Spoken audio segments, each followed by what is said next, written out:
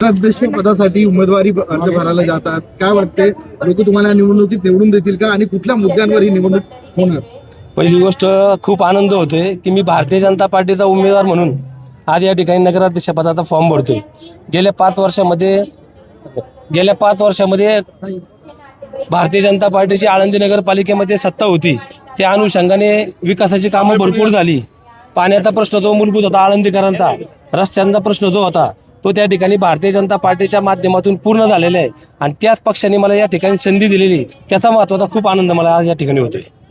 हे असं जरी असलं मात्र आळंदीकरांचे इथले बरेच सारे नागरिकांचे प्रश्न कायम आहेत. इंद्रायणी नदी प्रदूषणाचा विषय असेल, रस्त्याचा असेल, अनधिकृत बांधकामाचा असेल, हे सगळे प्रश्न किंवा वाहतूक कोंडीचे हे प्रश्न मार्गी लागतील का तुम्ही निवडून आल्यानंतर? वाहतूक कोंडीचा प्रश्न डोळ्यासमोर ठेवून आज या ठिकाणी कोणत्याही प्रकारचं शक्ती प्रदर्शन न करता, कोणत्याही प्रकारच्या गाड्या न वापरता, आणि ही भूमी वारकऱ्यांची आहे, संतांची आहे आणि आपल्या जगातलं एक शक्ती केंद्र आहे माऊलींची ही नगरी. त्याच्यामुळं वारकऱ्यांना सोबत घेऊन या ठिकाणी आज फॉर्म भरतोय.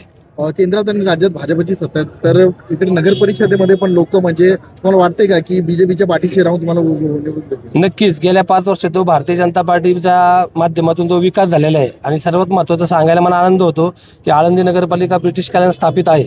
आजपर्यंत कोणत्याही पक्षाची सत्ता आली नव्हती. गेल्या पंचवार्षिकला भारतीय जनता पार्टीची त्या माध्यमातून सत्ता आली आणि त्या पद्धतीने कामं झाली.